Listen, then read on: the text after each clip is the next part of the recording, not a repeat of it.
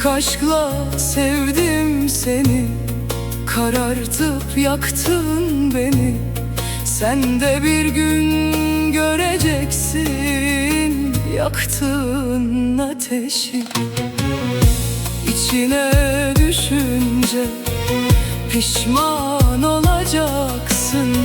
Yaptığından utanıp ahları çekeceksin.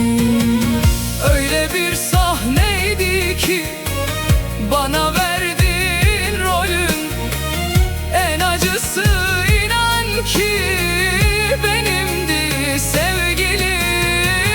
Yaşadıklarım sanki çok güzel miydi?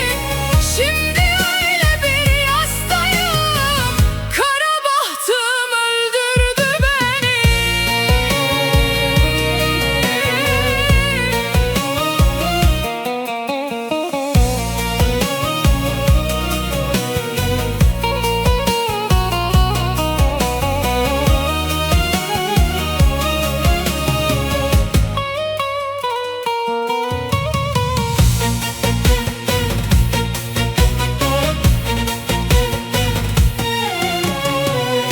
İhanetinin bedelini gül sandın, dikenli yollarda ödedin.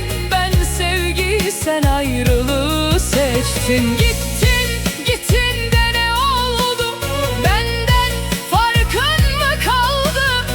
Sevgilim, küllerimden doğrulurum belki, ama sen vicdanın yüküyle yaşarsın.